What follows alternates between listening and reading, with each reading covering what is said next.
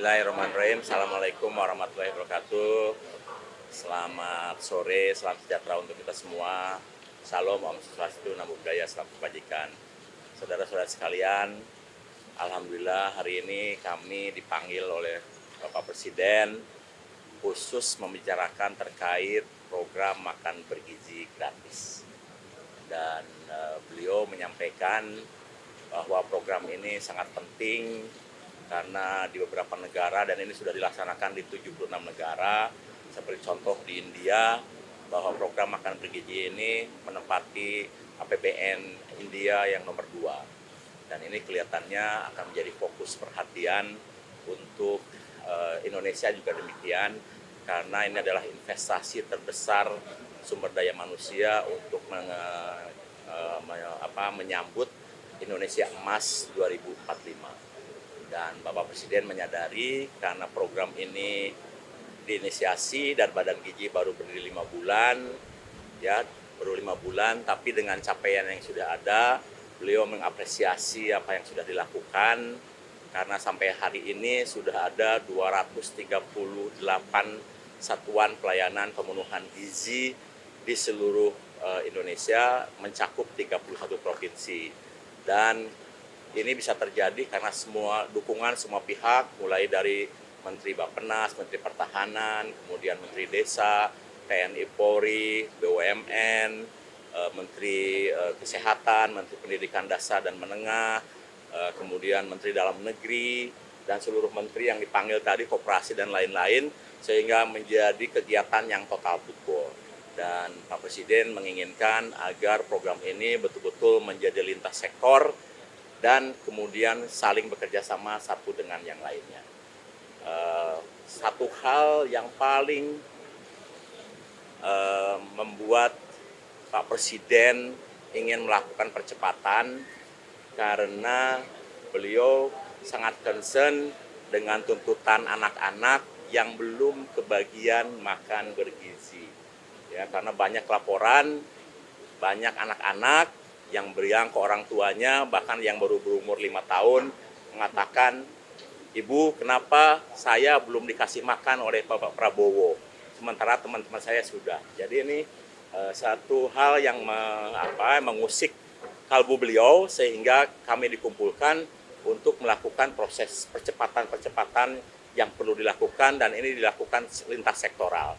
Mulai dari perencanaan di Bappenas, bantuan Kementerian Pertahanan, TNI Polri, Menteri Desa, Menteri Koperasi, Menteri UMKM, Menteri Dalam Negeri, kemudian Menteri BUMN, dan lain-lain, supaya kami bisa segera melayani lebih banyak lagi anak di seluruh Indonesia, termasuk ibu hamil, menyusui, dan anak bayi lengkap. Saya kira itu inti dari rapat hari ini, sehingga tadi semua pihak sepakat, termasuk Menteri Keuangan, untuk mendukung, dan juga dari Mensesnek mendukung peraturan-peraturan yang bisa mempermudah program ini bisa berjalan lebih cepat. Ya, alhamdulillah ini sudah berjalan hampir 10 hari, dan kami sudah melakukan kegiatan di 31 provinsi, mencakup 238 satuan pelayanan yang sudah melayani lebih dari 650.000 penerimaan manfaat yang sampai sekarang sudah ada, dan ini setiap waktu terus bertambah, sehingga insya Allah nanti selama bulan Januari sampai April akan bertambah menjadi melayani 3 juta, nanti di bulan April sampai Agustus akan melayani 6 juta, dan nanti di Agustus ketika pendidikan SDM-nya cukup, Pak Presiden ingin lebih cepat lagi. Ya, gini, yang Sukoharjo terutama ya, ini adalah kesalahan murni teknis, tidak ada kesengajaan, dan alhamdulillah sudah teratasi, karena pada saat dibagikan, petugas kami segera menyadari bahwa ada hal yang kurang beres dengan makanan ayam crispy-nya, sehingga sisa yang 2.400-nya segera ditarik, digantikan dengan telur. Kemudian anak yang 40 orang itu langsung ditangani oleh petugas puskesmas dan sudah sembuh. Dan hari ini mereka sudah sekolah lagi dan diberikan pelayanan makan, dan didampingi oleh petugas puskesmas makan di sekolah dan normal. Jadi tidak ada masalah. Ya. Ya, jadi begini, dari awal BGN kan menyampaikan patokan-patokan. Yang pertama, pemenuhan kalori sesuai dengan tahap perkembangan. Yang kedua, komposisi gizi. Yang ketiga, higienis dan food safety. Jadi ini dari awal memang sudah menjadi concern kami, sehingga program ini tidak bisa leluasa dikerjakan oleh siapa saja dan harus ada pegawai yang cepat tanggap dan reaksinya cepat, sehingga kejadian di Sukoharjo itu hanya berlangsung sebentar saja dan segera mengganti menu yang kurang baik, sehingga Pak Presiden apresiasi untuk hal itu dan beliau menilai ini hal yang bisa saja terjadi kapan saja. Dan terus terang selama kami melakukan proses uji coba selama setahun itu belum pernah terjadi karena proses yang kami lakukan benar-benar tertib dan waktu itu memang tidak di cover media. Sekarang ini kan seluruh di cover media dan alhamdulillah segala sesuatunya bisa teratasi dengan cepat.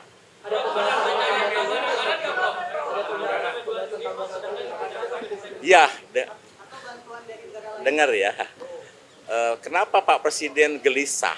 Karena banyak anak yang belum mendapatkan. Itu artinya beliau sedang memikirkan untuk mempercepat proses ini sehingga di akhir 2025 82,9 juta itu bisa segera mendapatkan manfaat. Itu artinya pasti beliau sedang memikirkan tambahan anggaran.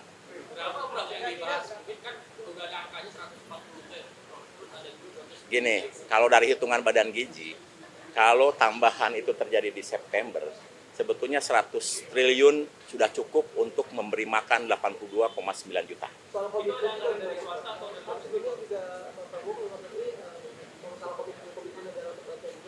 Itu tidak kami bahas karena kami fokus dengan sumber daya lokal, sumber daya nasional, dan tadi justru dari Kementerian Desa, dari Kementerian Koperasi, tidak hanya bagaimana melayani anak-anak, ibu hamil yang menyusui, tapi bagaimana potensi sumber daya lokalnya, rantai pasoknya harus bisa memenuhi.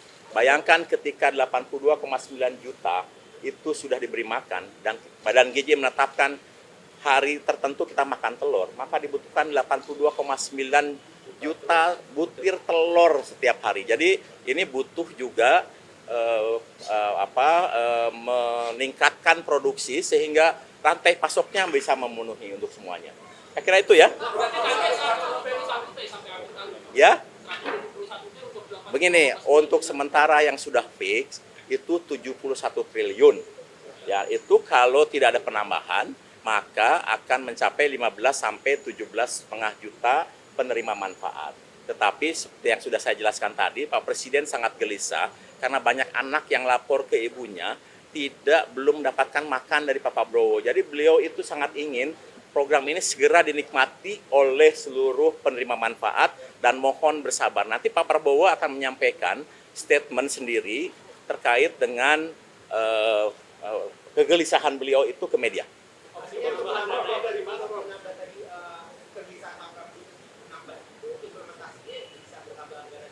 Ya, otomatis ketika beliau punya keinginan untuk menggapai seluruh penerima manfaat, otomatis anggaran akan bertambah dan tadi Menteri Keuangan kelihatannya menyampaikan semua sangat tergantung kepada Presiden. Oh, itu nanti enggak. Kita tidak membahas hal yang lain-lain. Tadi kita hanya membahas terkait dengan APBN, kemudian dana kontribusi pemerintah daerah, kontribusi BUMN, kontribusi berbagai kementerian terkait dengan pembinaan potensi sumber daya lokal dan lain-lain. Kita tidak membahas hal-hal yang lain-lain. Itu fokus di situ. Ya, gini. Badan Gizi menempatkan satu ahli gizi di setiap satuan pelayanan pemenuhan gizi. Dan mereka dari awal sudah harus mendeteksi kebutuhan-kebutuhan khusus apa yang ada di setiap satuan pelayanan. Contoh ya, di Warung Kiara seperti Bojongkoneng ada satu anak masing-masing yang fobia nasi. Itu tuh diperhatikan. Kemudian kami sekarang sudah melayani SLB. Itu pun juga kebutuhan menunya diperhatikan oleh ahli gizi. Kemudian kami dapat laporan dari Papua bahwa banyak yang alergi, maka alerginya kita identifikasi supaya tidak diberikan makanan yang menimbulkan alergi. Saya kira itu mungkin Pak Menteri Bappenas. Pak Menteri Desa. Ya, Pak Menteri mungkin. Begini, untuk hal yang terkait dengan bantuan luar negeri, pembiayaan lain, kami tidak bahas. Karena kami fokus bagaimana agar seluruh anak dan penerima manfaat segera mendapatkan makan bergizi, karena itu kegelisahan yang paling besar, banyak yang iri dan ingin segera mendapatkan manfaat.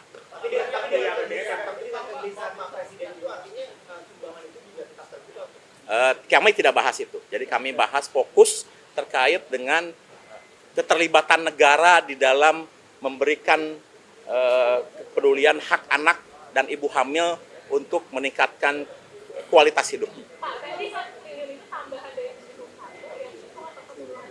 Begini, terkait dengan penambahan, biar nanti Pak Presiden yang menyampaikan. Badan Gizi hanya menyampaikan, tadi bertanya, kira kurang lebih berapa triliun yang dibutuhkan kalau pemerintah menambah di bulan September. Maka kami sampaikan tambahan 100 triliun cukup untuk memberikan makan kepada seluruh penerima manfaat 82,9 juta. Lain-lain nanti silakan tanyakan ke Kementerian Keuangan dan juga kepada Presiden. Ya.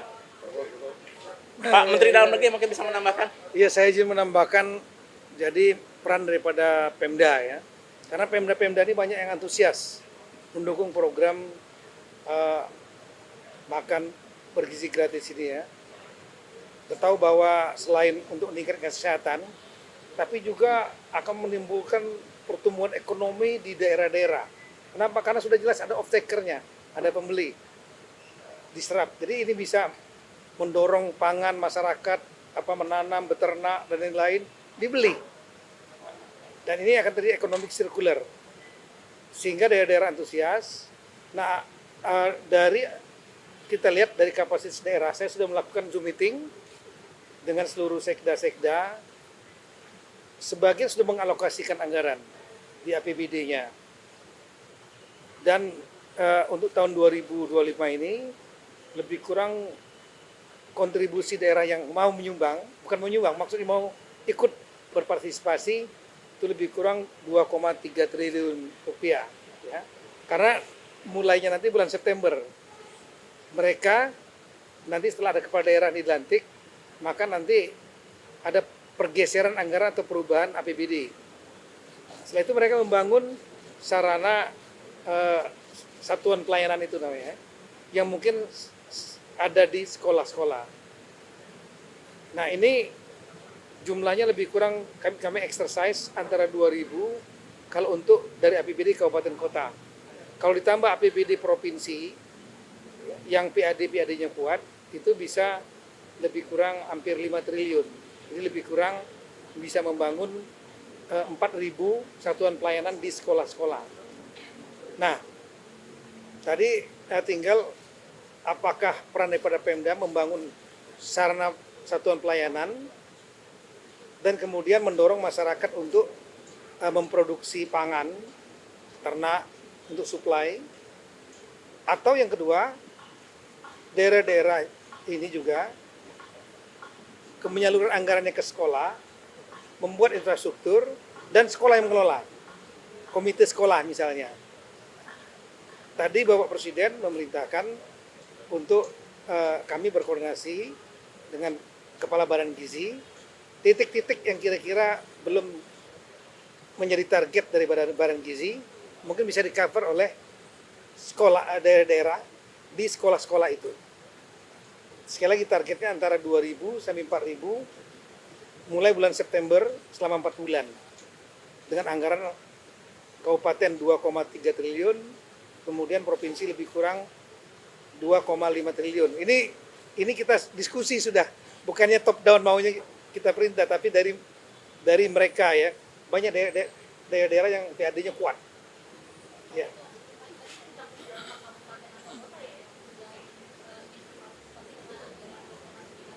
Eh, 415 kabupaten, ya, 93 kota, dan semua provinsi mau berpartisipasi.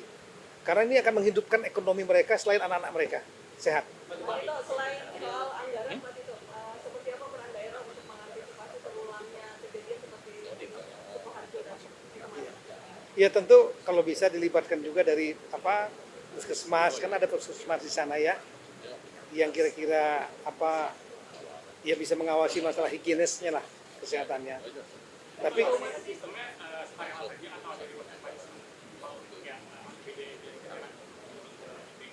ya tadinya kan akan dikelola oleh Badan Gizi semua, tapi kan bertahap.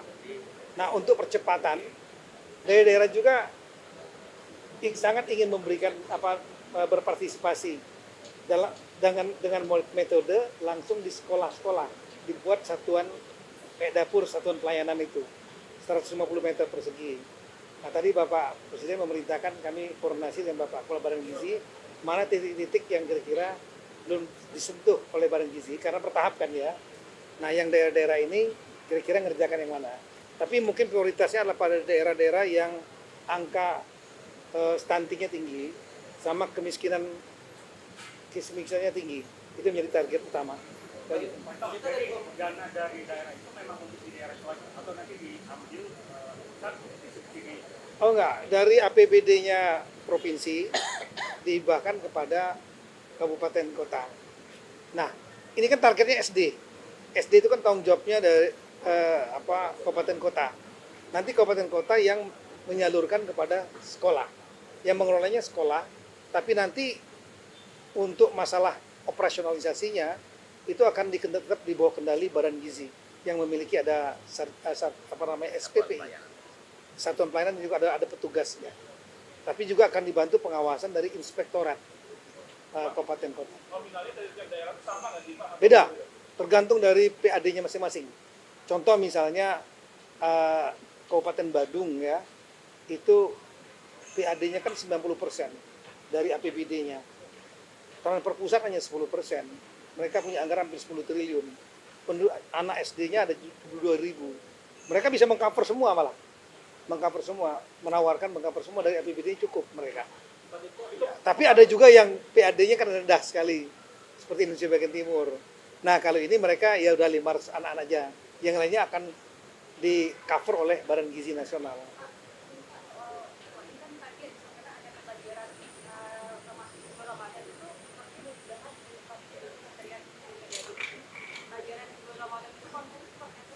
Wah itu kalau itu beliau kalau gitu alam Bapak Menteri. Apapun kebijakannya Bapak mendikdasmen ya kami akan ikut. Udah di luar konteks ini. Nah itu kita bicara masalah gizi.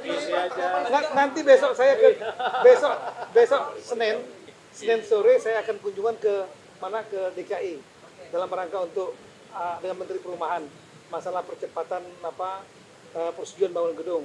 Nah nanti kalau mau nanya ya di situ aja. Mas itu ada itu Pak dari pemerintah pusat ada pematok nggak sih Pak untuk alokasi setiap APBD itu berapa persen minimalnya? Yes, ada. Ada yang kita kan menanyakan kesanggupannya. Mereka mau partisipasi, tapi kita tahu, kita punya data berapa APBD-nya, berapa PAD-nya. Minimal itu adalah 0,2% yang paling rendah itu 0,2% dari PAD itu untuk ngurusin 500 saja, 500 siswa SD. Nah yang lain otomatis saya lapor kepada Prof Dadan supaya di cover semua yang lainnya oleh Badan Gizi. Ya jangan dipaksakan kalau nggak bumbu. Pak kalau misalnya keterlibatan daerah itu nanti akan berdampak pada perbedaan standar makan gizi gratis di setiap daerah seperti apa Pak? BGN memiliki standarisasi baik dapurnya maupun menunya karena beliau kan ada ahli gizinya.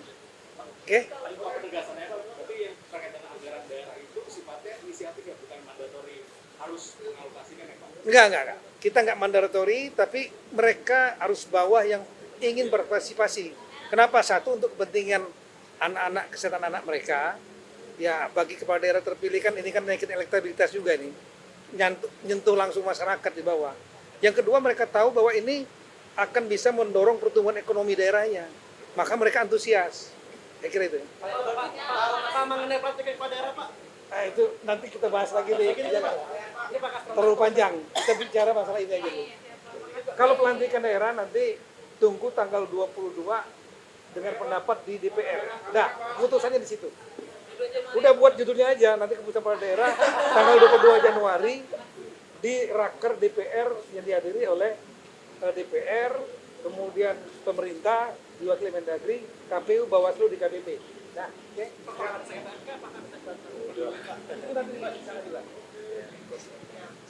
Kami dari Bappenas diminta membantu Badan Gizi di bidang perencanaan, mulai dari perencanaan penganggaran sampai perencanaan pelaksanaan. Tadi Bapak Presiden juga menyampaikan bahwa ada hal-hal yang perlu sangat diperhatikan, terutama rantai pasok produksi. Jadi tidak hanya rantai pasok konsumsi, tapi rantai pasok produksi. Dan beliau tadi sangat menyinggung bagaimana pentingnya peran telur. Telur sebagai sumber utama makan bergizi selain nasi dan sayur dan juga komponen-komponen lain seperti buah. Jadi telur harus diperhatikan. Termasuk juga nanti membuat konsep untuk membangun produksi-produksi baru di mana peternakan-peternakan ayam di setiap lokasi sangat dibutuhkan. Kalau misalnya itu kurang. Nah, kemudian yang terakhir adalah bahwa ini masih dalam proses untuk penyempurnaan. Kalau ada hal-hal yang kurang sempurna, ini akan terus disempurnakan. Semua kementerian lembaga akan selalu mendukung, mulai dari Kementerian Bappenas dan semua kementerian yang ada. Tadi Pak Tito sangat bagus sekali, Kementerian Dalam Negeri sangat aktif, dan kita ingin Kementerian Dalam Negeri, Kementerian Koperasi, kemudian kementerian-kementerian lain seperti Kementerian Desa juga terus aktif, dan terutama Kementerian Pendidikan Dasar Menengah ini menjadi ujung tombak dalam kerangka membangun makan bergizi yang kita harapkan. Saya 3 menit aja. Pertama, anggaran dari Kementerian Desa itu untuk makan siang bergizi dalam menyuplai bahan baku 20 triliun. Jadi ada dana desa 71 triliun, di Permendes nomor 2 tahun 2024 sudah saya tantangani, 20 triliun untuk ketahanan pangan. Jadi untuk telurnya, ikannya, ayamnya, nasinya, dan lain sebagainya. Jadi tadi kami sudah sampaikan kepada Bapak Presiden. Kemudian dalam hal penyiapan bahan baku itu kami akan memaksimalkan badan usaha milik desa. Jadi nanti akan ada desa padi, desa jagung, desa nila, dan lain sebagainya. Jadi inti pokoknya Kementerian Desa siap untuk menyukseskan makan siang bergizi. Itu aja, terima kasih. Kita sudah buat modulnya, sudah buat betul. Kita buat juknisnya, detil, modulnya sudah ada. Kalau ini potensi desa ayam petelur, kita buat ayam petelur dari dana ketahanan pangan dana desa. Kalau ini padi. Kalau ini buah melon. Jadi semua desa tematik kita buat, nanti akan dikumpulkan oleh BUMDes atau BUMDes antar desa, itu akan diserap oleh makan siang bergizi. Kira-kira begitu skemanya nanti. Jadi Menteri Desa fokus pada penyiapan bahan baku dengan dana desa 20 triliun dari total 71 triliun. Jadi 71 triliun, 20 triliunnya untuk makan siang bergizi dalam hal menyiapkan bahan baku. Kira-kira begitu dukungan dari Kementerian Desa. Terima kasih ya. Jadi yang pertama kami disampaikan tadi oleh Bapak Kepala BPN dan juga Bapak Menteri Bappenas bahwa sekolah ini menjadi salah satu mitra utama dari makan bergizi gratis. Dan kami sudah menyiapkan, pertama adalah modul tentang bagaimana makan bergizi gratis ini menjadi bagian dari pendidikan karakter di sekolah. Jadi nilai-nilai karakter yang berkaitan dengan spiritualitas, tanggung jawab, kebersihan, ketertiban, disiplin, dan nilai-nilai karakter yang lain itu harus menjadi bagian tak terpisahkan dari makan bergizi gratis di sekolah. Yang kedua, tadi Pak Presiden menyampaikan ada yang baru tadi ya Pak Kepala Badan, bahwa sanitasi di sekolah juga harus bagus agar ketika ada alat-alat untuk makan yang dicuci itu juga tidak menimbulkan genangan air dan tidak menimbulkan masalah kesehatan, sehingga tadi Pak Presiden menekankan agar sanitasi dan juga termasuk toilet itu harus dibangun yang bagus, yang bersih, karena itu bagian dari lingkungan fisik sekolah yang mendukung keberhasilan program makan bergizi gratis ini. Saya kira itu yang bisa kami tambahkan, dan mungkin kalau rekan-rekan wartawan mengikuti 7 kebiasaan anak Indonesia hebat, yang keempat itu adalah makan sehat dan bergizi. Jadi juga menjadi bagian dari program kami dalam mendukung program unggulan Pak Presiden tentang makan bergizi gratis yang tujuannya adalah untuk meningkatkan kesehatan jasmani, tapi juga kecerdasan intelektual dan juga kecerdasan moral dan juga kecerdasan sosial. Saya kira begitu ya. Terima kasih. Soal pembelajaran bulan Ramadan, sekarang draftnya sudah selesai ya. Draft surat edaran bersama sudah selesai dan draft ini kami susun melibatkan 5 kementerian. Pertama dengan Menko PMK, kemudian Menteri Agama, Menteri Dalam Negeri, kemudian Menteri Pendidikan Dasar dan Menengah, dan KSP. Ini kami berlima membahas mengenai pembelajaran di bulan Ramadan dan sudah ada kesepakatan bersama. Sekarang draftnya sudah selesai, tinggal proses nunggu tanda tangan 3 menteri. Tanda tangan Menteri Pendidikan Dasar Menengah, Menteri Dalam Negeri, dan Menteri Agama. Kami kira begitu ya. Untuk di rumah aja atau gimana, Prof? Di rumah atau gimana, Prof? apanya? Itu pembelajarannya di rumah atau di sekolah, Prof? Tunggu sampai surat edarannya keluar ya. Ya. Sabar dikit aja. Prof, kalau Pokoknya sebelum Ramadan sudah terbit. Bulan-bulan ini apa gimana, Prof? Insya Allah dalam minggu depan ini sudah selesai. Karena draftnya sudah selesai. Prof, berarti kayak pesan inisiatif ya, Prof? Nanti di dalam surat edaran nanti ada ininya, ada penjelasannya. Jadi belajar di sekolah apa di rumah, Prof? Ya nanti tunggu sampai itu keluar. Gitu ya. kalau konsep PPDB yang tadi disampaikan ke Presiden itu seperti apa, Prof? Konsep PPDB yang baru, Prof? Itu baru kami sampaikan dalam bentuk tertulis dan tadi tidak sempat dibahas karena ada agenda lain. Tapi kami tetap meminta supaya itu segera diputuskan karena ada 2 kepentingan. Pertama, kepentingan untuk koordinasi dengan pemerintah daerah dan pihak-pihak terkait. Kemudian yang ketiga, sosialisasi kepada masyarakat. Nah, konsep yang kita sebut sebagai konsep yang baru itu sudah selesai, sudah kami serahkan kepada Bapak Presiden melalui Pak Sekretaris Kabinet. Ini akan menghapus zonasi, Prof? Donasinya gimana, Prof? Ya. Menghapus zonasi. Sampai nanti ada keputusan apakah diputuskan langsung oleh Pak Presiden ataukah nanti lewat sidang kabinet, itu tunggu sampai pada waktunya tiba. Tapi Itu di ya. konsep itu menghapus zonasi nggak, Prof? Ya semua akan ada penjelasan setelah itu terbit. Semua akan indah pada waktunya ya. Terima kasih. Mungkin yang Ramadan